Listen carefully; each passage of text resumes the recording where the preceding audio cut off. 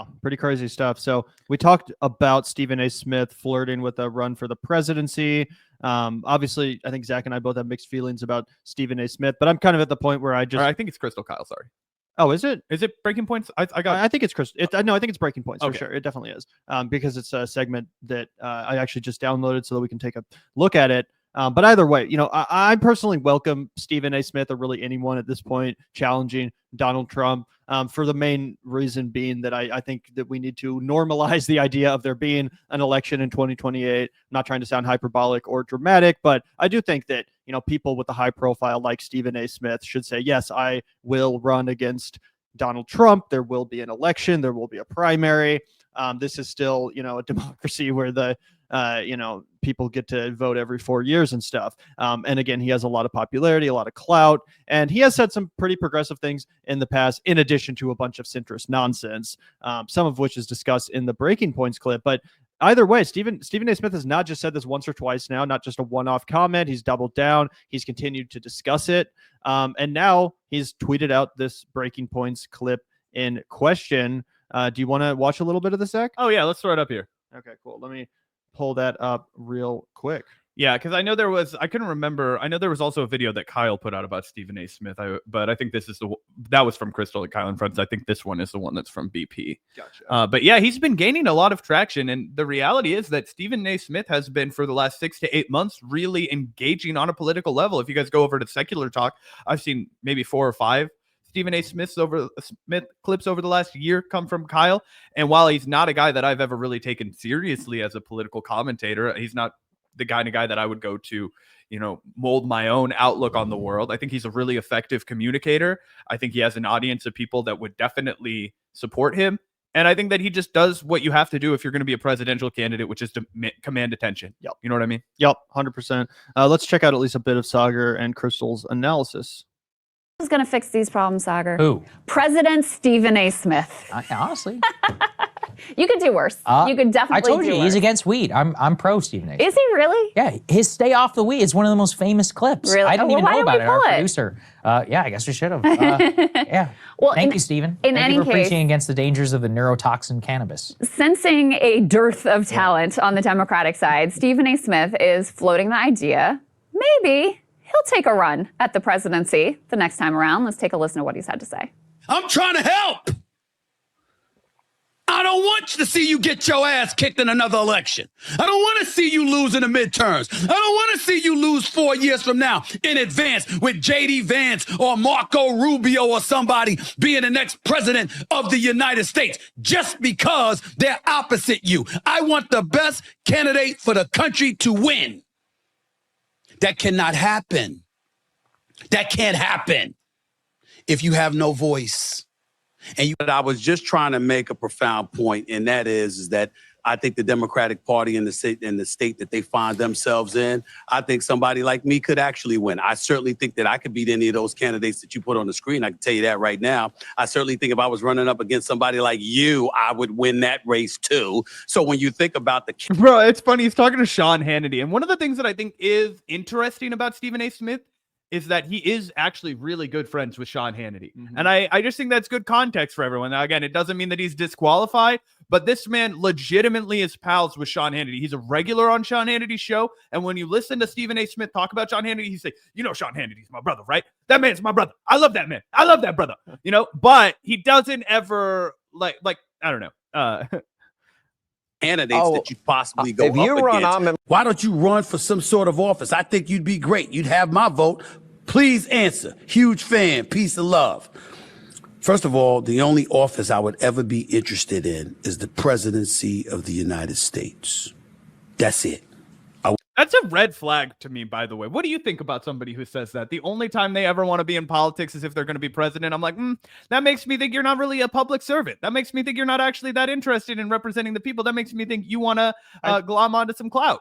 I think that, to give the most charitable take, just to kind of play devil's advocates, I'm not a huge Stephen A. Smith fan. I didn't even really start paying attention to this guy until like a week or so ago when he began to tease this. So don't get it wrong. I'm not like really coming out here to defend this notion, but I think that I could understand the mentality from someone who's in a position of profile like Stephen A. Smith, who up until this point wouldn't have thought about running for president, but now does see a lane where they're like, okay, if this is the game that's being played, if people like Donald Trump are getting elected and are threatening to stay in power, then I guess someone like me might have to step up to the plate. Someone who can match that level of brash celebrity. Again, even if I wouldn't have any interest in otherwise, almost like, I got to do this because no one else can. And just becoming the governor of freaking Massachusetts wouldn't really have an effect on the nation. He's like, we got to right the ship. We got to take the control away back from Donald Trump. And that's more what the mission is about than just like, I want to, get involved in public service.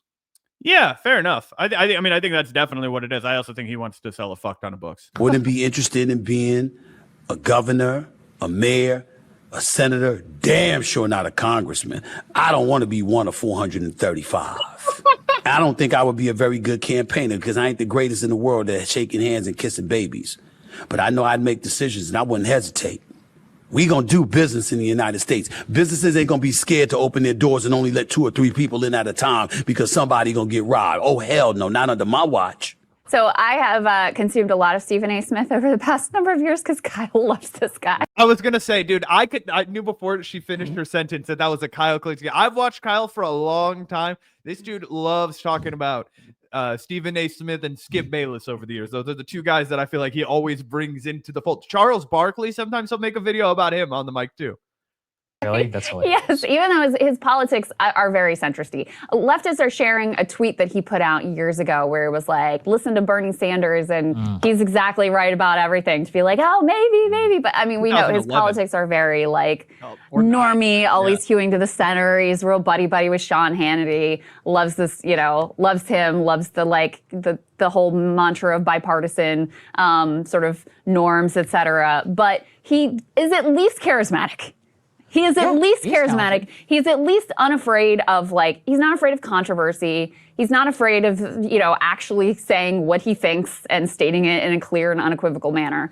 And I think in terms of putting aside my own political ideological project, I think so much of the discussion, especially after this loss about how does this issue pull and that issue pull, and maybe they should have, said a little bit more about this or said a little bit more about that based on the polling, et cetera. Here's the thing. What Stephen A. Smith does have, Gavin, he has in absolute droves every single thing that the Democratic Party is missing, right? Besides policy. But I'm talking about the container that you come in, the package that Stephen A. Smith is, exactly what Krystal said. He is proud and loud about the point that he wants to make. He's decisive. He's eye-catching. He's a leader, right? He's energetic and compelling. When you look at him, you want to listen to him because what he's saying is engaging, right? He wants to talk about the actual issue. It's not a bunch of gish galloping and word salad so far, right? And that is what I think makes people on the left drawn to a guy like Stephen A. Smith because regardless of his politics, which are milquetoast and centrist, the package that he comes in is what we need to be learning from. And obviously I don't mean a black guy. I mean a guy that's compelling to listen to. Et cetera. I really think one of the core issues for Democrats is just a lack of someone who is compelling, who will say something brash, defend it, be unafraid, not be, a shrinking violet and running from every controversy, who could certainly go on any podcast Stephen A. Smith could and make his case and be comfortable and be likable and all those sorts of things. If Democrats want to win again, they do need to look for a character who is like Stephen A. Smith. And just in terms of winning, again, not in terms of what I want to see ideologically happen, just in terms of winning, that is very much the direction that they need to pursue, more so than any of the poll tested adjusting themselves on this issue or that issue, et cetera. Yeah, it gets to a vibe question. I think that's objectively true. It's willingness to fight. Remember what was the top word that people associated with the first weeks of the Trump administration? Energetic, right? Mm-hmm. That's a real part of it. I mean, people have made fun before, but I've talked about how so much of the Kennedy presidency was just described by vigor, as they And I think it's so true also. I mean, I think the reason why Obama won a second term, but Joe Biden did not, has a lot to do with who Obama is as a communicator versus who Joe Biden is. I think that if Obama had been Joe Biden and had done the same things, he would have won that second term in the way that Biden had failed to, because he would have been able to properly communicate those achievements. He would have been able to brag about the withdrawal from Afghanistan and the infrastructure bill and the, American Rescue Plan and all that kind of bullshit. He would have been able to properly brag about it with the charisma and the sort of inspirational vibe and optimism that Americans want. Joe Biden was unable to do that. And honestly, so was Kamala Harris. Kamala Harris just kind of felt like a manager or, like some corporate CEO type, more so than a real leader with charisma and personality. But yeah, I do agree with Krystal. And it's kind of a bummer on one hand, because, in our heart of hearts, we wish that the American people cared more about policy achievements than personality and vibe. I wish Americans didn't give a single fuck about, how telegenic you are and how charismatic you are and, how aggressive and brash you are and all that stuff. I wish they just looked at the list of policies and voted based on that. But that simply is not the world we live in, specifically in the age of social media and specifically in the age of new media. We got to think about like what kind of candidates would be invited on podcasts. You could definitely see someone like Stephen A. Smith popping up on Theo Vaughn and Joe Rogan and all these doing a good job and doing a really good job and actually responding in a way that makes sense to your average person to some of this Trump era bullshit, like in a way that just kind of breaks it down to a normie. 100%. Very well put. They used to say at the time, as people were just amazed after you had the 60-year-old president, Eisenhower, who was like golfing all the time, and this like 40-year-old young guy who turned out to be on meth, who is currently, he's just everywhere. He's always appeared young and vibrant, in front of the camera. And that's really appealing to a lot of people. And that gets to the vibe of Donald Trump. I mean, there is something genuinely astounding. Diet pills, they never went away. About Trump in a certain way, where you have a nearly 80-year-old man who's... Also, if we fast forward a little bit, they play another clip of Stephen A. Smith that I'd like to get your reaction to. It was about the trans issue. Oh, interesting. And Krystal has some interesting commentary as well. And I think we also have a clip for him talking about trans rights. Let's take a listen to both those. It hits me because, and I've often said this to a lot of people. I've said this to black folks. I've said this to folks, whether you're heterosexual, homosexual, bisexual, transgender, I don't care. You know what I've said oftentimes? When you're talking about civil rights and civil liberties for every human being out here, that is a fight worth fighting for. I will fight on behalf of the LGBTQ plus community any day of the week, just as much as I fight for the black community, just as much as I fight for the heterosexual community. I don't care. Right is right when it comes to your civil liberties. You realize the real estate property that exists out there, that's what you're going to say? That's what you're going to open your mouth and allude to? It ain't about money. It's about something more than that. And they can bring up religion. They can bring up a lot of things. When Trump's first administration was in place, what did they do? They moved the U.S. Embassy to Jerusalem. They said, this is where it's at. They took sides in a lot of people's eyes. You really, really think that the folks in the Gaza Strip, the Palestinians, are going to support that kind of movement, that they're going to want to be displaced?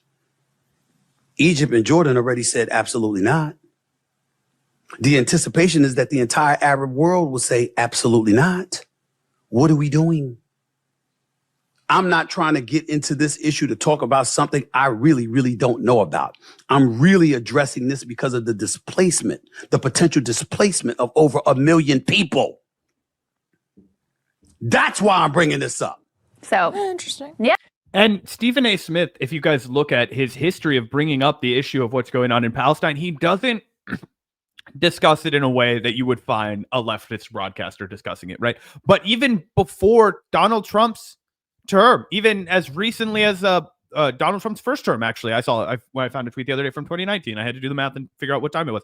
Before then, even, you can look up Stephen A. Smith Palestine, right? And he'll say, oh, I don't know enough about this. Or he'll be like, how come I only ever hear our Jewish brothers and sisters talking about this? Why aren't we talking about this? This is a human rights issue. And I absolutely loved what he said right there about fundamentally standing up for people's civil rights. It is no different. And I think right there, we heard the American center talk to us. I think that's where Americans are. Yep. And I don't want to hear any of this horse shit that supporting LGBTQ people cost Americans the election, because that guy right there, that's as American as apple pie. He's like, I don't give a fuck. I care that you have rights. I answer that as a baseline question. Do I support the civil rights of Americans? Yes or no? When that comes to sports, when that comes to voting, when that comes to any single issue, I support your civil rights. And I don't care if you're black. I don't care if you're bisexual. I don't care if you're transsexual. I don't care what the fuck you are. I think you should have First Amendment, Second Amendment, every amendment rights. I think you should be treated with dignity and decency and allowed to participate no matter who you are.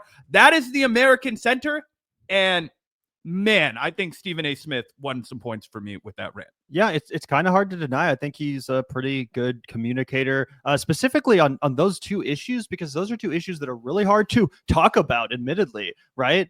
They're controversial issues that most people are pretty ignorant towards, and you kind of have to come in and provide the proper context to properly communicate it to people. And a lot of folks are afraid to do that. Even politicians are terrified to simply do that. And he just kind of cut through the noise and was like, yeah, I'm not trying to speak out of turn here, but I think it's pretty obvious that there's an issue that needs to be discussed. There's a million people that are potentially going to be displaced. That's an issue. Same with the trans thing, just kind of breaking through the noise. And that is appreciated. So, we'll see. We'll see what happens. We'll see if he keeps talking about this. It's very possible he is just trying to get attention and he's trying to trend on Twitter and have people invite him on podcasts. We'll see. But I do like the fact that people are saying, yeah, I'm thinking about running. I'm thinking about running against Donald Trump. That definitely does excite me. And as we talked about, he posted this Breaking Points video. He seemed to enjoy the commentary from Krystal and Saagar. He posted that pretty funny image. And then Krystal responded and said, would love to interview you. So that's pretty exciting. And then if I can find it, he responded to that as well, saying, happy to, not a problem. So are you excited for this collaboration, Zach? And what kind of questions do you hope that he gets asked from Krystal and or Saagar? Well, I am very excited for it. I imagine it's going to get accomplished. Both parties agree. I saw Griffin in the replies already reaching out to Stephen A. Smith. So I'm very excited for them to do that. I think Kyle will be green with envy a little bit, but I'm sure he'll be proud of his wife. It will be a great conversation. I hope that she asks. Obviously, I want to hear him talk more about LGBTQ people in sports, because I think it's very important that more lefties are armed with the kind of ammunition that he just brought. I think a lot of times lefties lead with the wrong argument. They lead with "fuck you," and I'm like, I agree.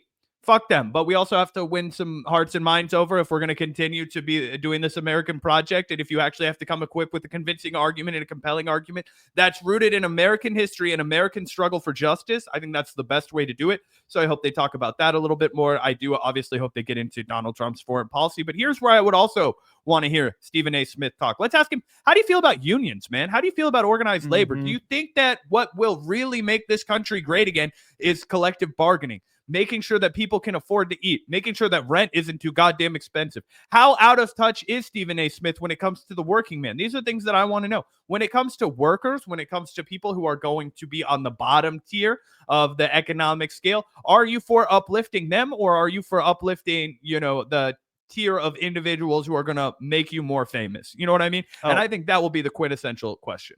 Oh, I'm so glad you brought that up. And I think that it's a really important thing that I hope Krystal does ask him about. And the reason why is because we've seen this be a huge blind spot of these celebrity types in the past. It's not all that rare that a celebrity type teases an entry into politics. I remember Matthew McConaughey did the same thing a few years ago, and I was willing to get excited about the potential of that if he came out and endorsed a progressive populist message for Texas or whatever. I was like, I'd rather him be in there than Greg Abbott or some Republican ghoul. Let's hear him out. But I remember in almost the first interview I heard of Matthew McConaughey where he did start to dabble in politics. It was actually on a Twitter space, and Christian Smalls was on the Twitter space, the Amazon union leader. He asked Matthew McConaughey, what do you think of unions? And it was complete word salad. Matthew McConaughey immediately was like, well, I don't know. Some of my business friends aren't so keen on it, but, I can see both sides. And it's like, all right, we can see where this is going. And I fear that a lot of these celebrity types, Stephen A. Smith included, just because of the kind of crowd they hang around, their sort of social circle, they probably are friends with a bunch of people who aren't in favor of unions for obvious business owners and people from the kind of capitalist class. So that's definitely something to be wary of.